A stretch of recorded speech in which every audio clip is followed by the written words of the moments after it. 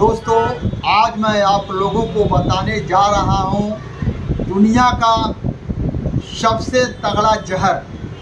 दुनिया का सबसे तगड़ा जहर क्या है और वह जहर कहाँ पर पाया जाता है, किस देश में पाया जाता है, इस बात को लेकर के मैं आप लोगों के सामने आज हाजिर हूँ। आज हमारा ये पार्ट है 43वां पार्ट है और 43वां पार्ट में आज मैं आप लोगों को बताऊंगा दुनिया का सबसे ज़्यादा शक्तिशाली जहर कहाँ पाया जाता है और वो जहर है क्या। तो दोस्तों, आज मैं बिना देर किए हुए आप लोगों के सामने जल्द ही उस विचारों पर आता हूँ और आप लोगों से मेरा निवेदन है, अभी तक आप लोग इस चैनल को सब्सक्राइब नहीं किए हैं तो आप लोग इस चैनल को सब्सक्राइब कर लीजिए, बेल आइकन को दबा करके ऑल कर दीजिए ताकि आपको समय समय पर एक बहुत बेहतरीन भारत का दुर्लभ और प्राचीन इतिहास समय समय पर मिल सके।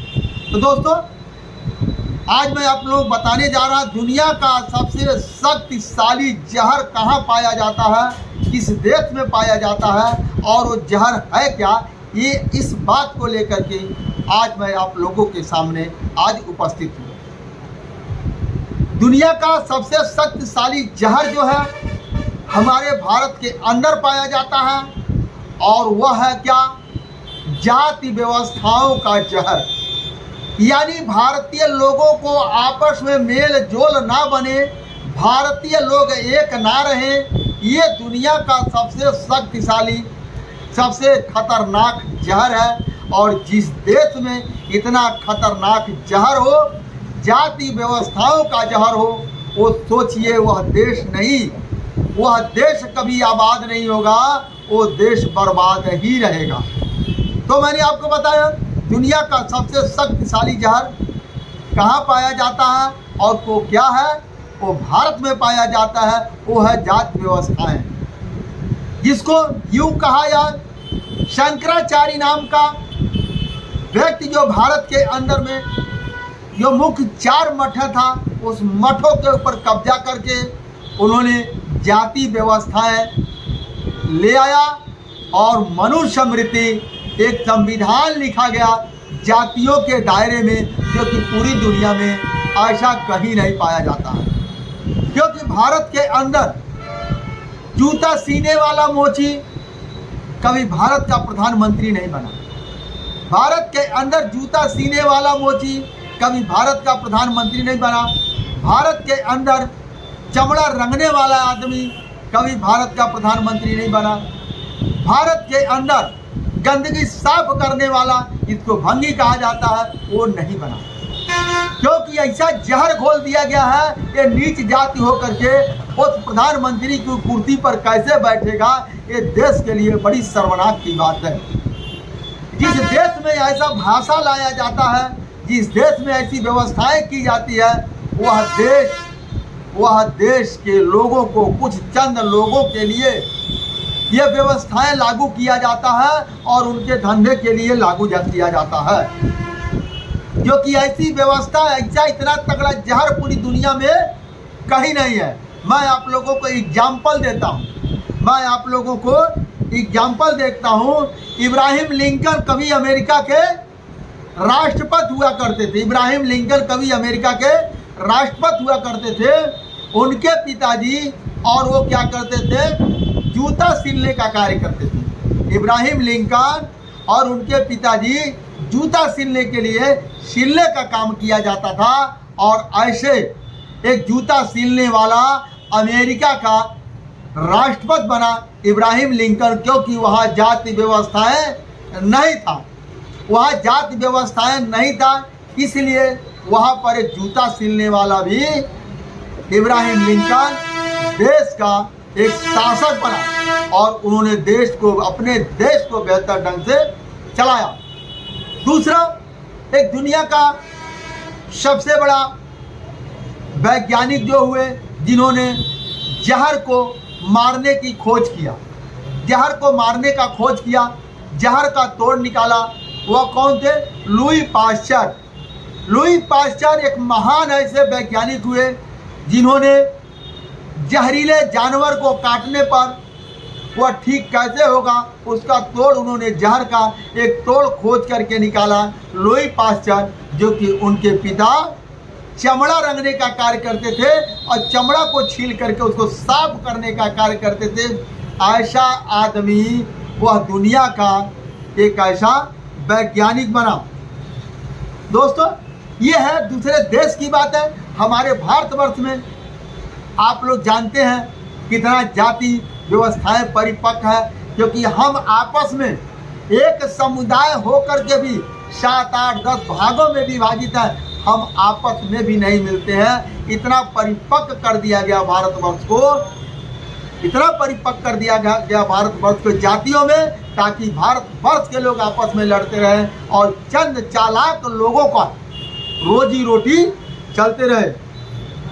यहाँ पर अछूत पुरुष को कभी ऊपर की गद्दी नहीं दिया गया। यहाँ पर अछूत पुरुष को कभी ऊपर की गद्दी नहीं दिया गया, केवल लीपा पोती किया जाता है। और यहाँ के लोगों को कभी ऐसा उनको सिस्टम नहीं बनाया गया कि ये लोग भी निचले पायदान से उठ करके ऊपर वाले पायदान पर जाएं। यहाँ तक कि एक प्रमाण मैं आप लोगों के लिए पेश कर रहा हूँ। अभी आप लोग कहेंगे क्या है, मैं वही, दोस्तों आप लोगों ने सही सुना, वही जहर, दुनिया का सबसे शक्तिशाली जहर, क्या एक प्रमाण मैं आपको पेश करने जा रहा हूँ। जैसे शिवाजी महाराज का जब राज तिलक हुआ, शिवाजी महाराज का राज तिलक करने के लिए जब खोजा गया, एक विद्वान को खोजा गया, तो कोई विद्वान तैयार नहीं हो रहा था, कोई विद्वान तैयार नहीं हो रहा था। एक शूद्र जाति को राज गद्दी पर बैठा करके राज तिलक किया जाए, कोई विद्वान तैयार नहीं हो रहा था। तो उस समय कहाँ का, बनारस यानी काशी का गंगटाक नाम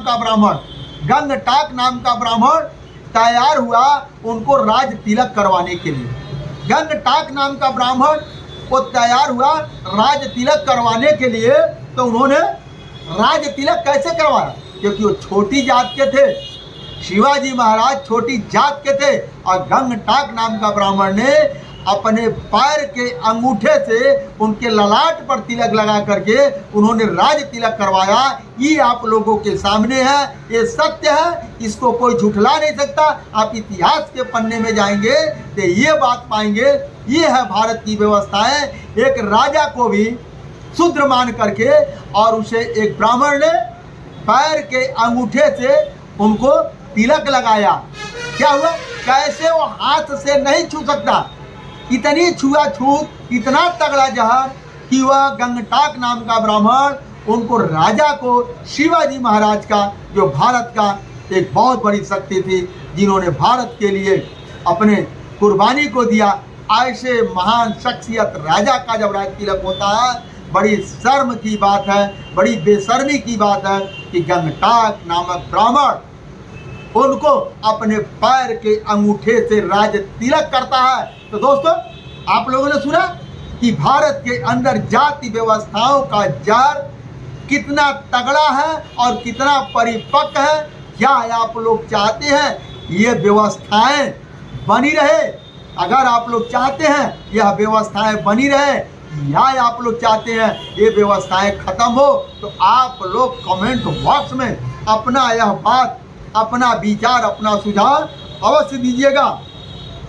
जैसे अभी आप लोग थोड़ा समय पहले, अभी 5 या 7 साल पहले आप देखेंगे अमेरिका के राष्ट्रपति बराक ओबामा हुए थे। अमेरिका के राष्ट्रपति बराक ओबामा हुए थे, निग्रो यानी काले हुए थे। उस टाइम क्या अमेरिका के लोगों ने उनसे हाथ के बजाय पैर मिलाया था? तो दोस्तों नहीं मिलाया था, क्योंकि उतनी जाति व्यवस्थाएं वहाँ परिपक्व नहीं है, वो जाति व्यवस्थाएं नहीं है।